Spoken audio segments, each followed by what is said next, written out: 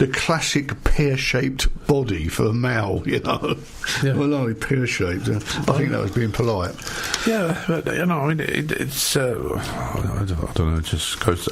But a lot of it is when you do sport, you stop doing sport, you put on weight. Yes, you do. That's simple as that. And it's easy to put it on and get rid of it. It's funny, when you see sort of athletes that have retired after a year, they tend to fill out. Look at Maradona. Yes. Yeah, bloated, isn't it? Yeah. I mean, in my early 30s, I used to play squash, possibly 2 hours a day at least. So did I, yeah. You know, and as soon as I gave it up, then followed. But saying the words domestic abuse, and most people will imagine a female victim. But official statistics have revealed that hundreds of thousands of men also suffer violence at home. And this is data compiled by the Office for National Statistics, showed that more than a third of victims are in fact men. Yeah, I knew a bloke, his wife stabbed him 3 times. Yeah. He was a bit of a player, you know, he did play the field a bit, and this is why. But he was a tiny little bloke, he's dead now. She didn't kill him, but he died a couple of years ago. Sadly, but his wife was a bully, great big bully type woman, you know, and she actually stabbed him on 3 different occasions. I think this is all going back to things that we've discussed on the show on several occasions about, for instance, rape and all things like that. You know, it's the women that are the ones that suffer, hasn't it? You know, the men never suffer at all. No. But in fact, statistics there have shown differently. So. Do you get home for battered husbands? I don't think yes, you do. Do you? Oh, yes, yeah. Is there? Yeah, they're very few and far between. Yeah. You know, but I've never heard of one. No, I think there's one here in Milton Keynes actually. But is there? Yes. My wife keeps wanting to send me there. You know, but, yes, so she's admitted you're battered. Oh yes. Well, I've got some statistics on this which are quite interesting. Each year, 2 million people in the UK suffer some form of domestic abuse. 1.3 million victims are female. That's actually 8.2% of the population. That's what they know. And there are 600,000 male victims every year of domestic abuse. 600,000, that's not an insubstantial figure. It's not, is it? No. That's quite a lot. So, yes, while it is predominantly women victims, we mustn't underestimate the number of men that actually do suffer. 2 girls. Yeah, it's appalling, any form of domestic abuse, whether it's male or female. That should get the listener going. You know? I mean, no doubt Lynn will be on the internet now to making some comments or another. But thank you, Lynn, at any rate, and we welcome your comments. You know, we really do. I love this little story here. There's a drunk driver who was arrested and handcuffed, but he then stole the police car while officers were distracted, and he drove off and crashed. Dominic O'Neill, 37, was pulled over after being seen driving erratically. Officers handcuffed the father of 7 and put him in the back of the police car. Now then, Dominic O'Neill and the father of 7 sort of makes me think that he's probably an Irish man who's probably of he lives in a caravan. Yes, that's right, you know what I was going to say. But however, while police were dealing with other victims, a tinker, other people in his Vauxhall Safira, he climbed into the front, locked the doors and drove off before smashing into 2 cars. After being arrested again, O'Neill from Leicester said, "It's hard driving in handcuffs." He was jailed for 16 months for vehicle taking and drink driving. I think Leicester's a clue there as well. Yeah. I mean, but the thing that tickles me there is that, you know, this poor old boy, okay, fine, he was drunk, he got caught, he's handcuffed and everything else. But there were 2 police officers there, at least in the police car. They're in the back, were they? Well, no, but it doesn't say anything about the fact that what happened to these 2 policemen, because if you allow somebody to steal your car, the police are always told, you know, that if you take the ignition key out for a start,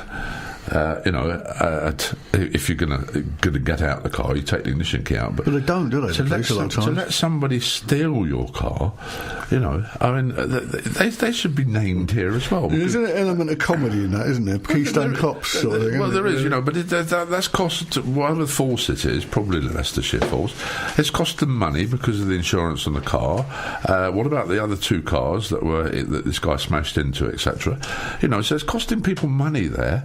and yet we don't get told that it was PC Plod and his mate. I've never understood why they don't have bull bars on the front of police cars in this country, as they do in America and a lot of other countries. So because they do force cars off the road, don't they, at times? Yeah. And the way to do it is to hit them behind the back wheel, isn't it? If you want to take them out, you flip them, can't you? Yeah. But we shouldn't say that to people. A technique, which is wonderful, actually. Now then, here's I could tell you this story, but I mean, I'm probably sitting amongst them here, really, because for most young people, the dream of becoming a millionaire is a long way off. However, there are 20,000 under 35-year-olds in London for whom this is already a reality. 20,000 under 35-year-olds. A lot of it based around inherited property. Yeah, but £1 million these days is not much, is it? I mean, it is when you haven't got it, but I mean, it's not a lot in terms of investments. It is a lot, but what's happened is, though, that so many properties now have topped the £1 million mark. I mean, I looked at an estate agent's window in London not so long ago, and there was nothing at less than £1 million in the window. Yeah. It was all 1.3, 1.4, 1.5. Oh, no, yeah. Funny you should say that, Mike. More than physical domestic abuse, mental cruelty, coercive behaviour is far worse and goes on more than we know. Thanks, Lynn. Yeah, you're right. Yes, that's quite correct, Lynn, actually, yes. Mental cruelty. Coercive control was... they brought that in a couple of years ago. They're called headaches. The law was changed on coercive control to try and see if it could deal with a lot of the abuse that was happening. But it doesn't seem to have brought forward very much in terms of convictions, so it's not been a very effective change in the law. Well, you know, the trouble is my wife considers that I'm a control freak. Yeah, my wife considers you're a control freak as well. And in fact, I consider you as a control freak, Mike. Yes, but your power over that console there, where you can turn my voice off at will. And the threats that you make against me. I do notice our fader's part way down, and his isn't. Yes, he wants himself. He wants to try and make himself more prominent. I like to keep my faders up. And he sits higher than us, doesn't he? So he can look down on us. Like these old school teachers. It's actually a little bit of a bully, really. I think. Oh, I think he is. No, I wouldn't say he's moving. He's doing it. I wouldn't say it's a little bit of a bully. Well, I don't. Because it's not very kind to teddy bears either. What's it out of them? Yeah. When my good lady accused me of being a control freak, and I obviously asked the question why, she said, well, because you never do what I want to. I've always got to do what you want to do. And I mean, yeah, but isn't it the fact they said, "Oh, let's go out today." Well, where do you want to go? Well, I don't know. You decide. Well, I don't want to go out. Yes. Well, I do. Well, where do you want to go? Well, I don't know. Yep. You decide. But I don't want to go out. And so it goes on, doesn't it? Well, I get it even worse actually, because I say, all right, well, should we go to so-and-so now? And they go. She says, yeah, that's fine, that's okay. So off we go, and we have a nice time, and we come back. And then 2 days later, I get, I didn't really want to go to Northampton, and I wanted to go to Leicester. So, well, why didn't you say that? Yeah. Well, because I thought you wouldn't want to go, But why don't you say, well, okay, I would like to go to something, but if you don't want to go, then I will do what you want to do. Did you say she's going to France with you this week? Yes, she is. She's coming to France with me, so it's a one-way ticket, So this is a lovely story. And had it not been for Mr. Green, I would have opened the show with it, actually, because this just beats everything, I think, that we've had on this show for months. A woman wants her son's school to ban Sleeping Beauty because she says it sends the wrong message about sexual consent. Sarah Hall, and I'm going to say her name again. Sarah Hall, yeah. Where? She said the fairy tale is inappropriate because the prince kisses the princess while she's asleep without asking her permission. The mother of two, who's aged 40, said this might teach children it is acceptable to kiss sleeping women. Well, don't men do that? I'm afraid there is only one person that's got a real issue. That's her. And that's her. Isn't it just? She needs to really take a long look in the mirror and think what's going on inside her head. Yeah. Haven't you ever come home and kissed your wife when she's been asleep? No, I wouldn't dare. Well, that's true in your case. I think it's very nice to be woken up with a kiss, actually. Yes, of course it is. I'm sorry, Mrs. What was her name again? Yes, Barry. No, this is Sarah Hall, we mean. Sarah Hall. I'm sorry, Sarah, where but you're. I don't know. We'll get there in a minute. We've not finished it. No, because she... there's a picture, actually, of her, and she's quite an attractive lady, actually. But, quite a long article there. It's half a page. She wrote a comment about this in her 6-year-old son's record book, and also contacted the school, asking it to stop younger children reading books featuring the story. Her comments sparked a fierce backlash online, with many saying she was taking political correctness too far. But she said, I think it's a specific issue in the Sleeping Beauty story about sexual behaviour and consent. It's about saying, is this still relevant? Is it appropriate? Mrs. Hall said that she came across the kissing scene while reading a book with her son Ben, which the school had given to him. The book was part of the Biff, Chip and Kipper series, often used to teach children to read, and it features a prince kissing a princess after being told by story Chip to wake her up? You kiss the princess, then she wakes up. Yeah. Everyone knows that. Yeah. But she said recent coverage of sexual harassment allegations in Westminster and Hollywood, including the Me Too campaign, encouraging victims to speak out, meant the issue was fresh in her mind and made her think of the subtle messages helping to create a culture where consent is not seen as important. What's he going to do then? Wake her up and then ask, can I kiss you to wake you up? Yeah, how's he supposed to wake her up and drag her out of bed? Well, I'm sorry, Sarah, but I think you are just overstepping the mark and reading far too much into Publicity seeking, maybe? Well, I don't think so. I think it's. I think people get locked into a sort of a strange culture, way of looking at things where they see the real negative.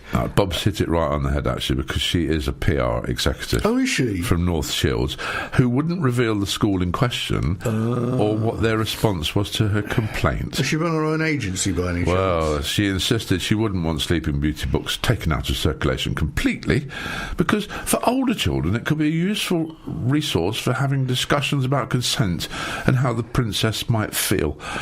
Sarah, get a life, love. Yeah. You're off this planet. Is she a divorcee by any chance? It doesn't say that, but yeah. I mean, well, what difference does that make? Well, yes. What difference does that make? Actually, perhaps she got rid of her husband because he kissed her to wake her up. Oh, maybe. Who knows? But clearly the girl has issues. And it seems one of the issues is generating some publicity for herself. Yeah, but it's sending out the wrong signal, isn't it? Anyway, I mean, I think to other people, this is the problem, because people will jump on the bandwagon, won't they? A smart person can read something negative into almost anything. Yeah. We're very good at twisting things, us human beings. It's what we do. We actually have a whole team of people that are professional at doing it. They call them lawyers. That's their job, isn't it? To take a fact and then twist it to the advantage. Don't you think they got the name wrong? They should be called liars. I think they don't lie. What they do is they play with the truth. No, they do, that's right. It's not necessarily lie. Twist the truth. Yeah. It's just a question of how you interpret something and bend it, yes. Bend it like Beckham. Well, I think you bend it like a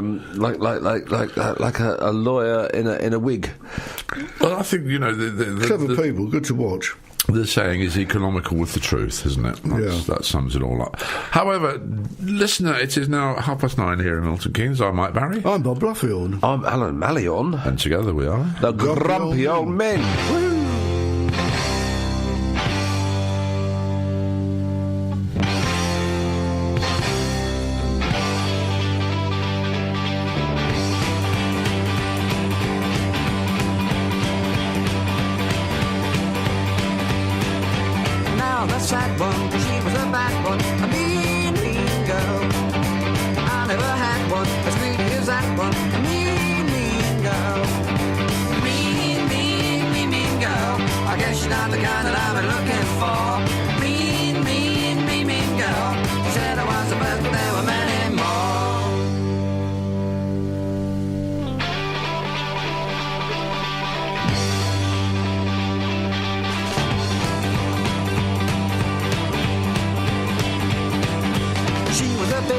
I met her at gig one, a mean girl. I fell a sick one, she was a quick one, a mean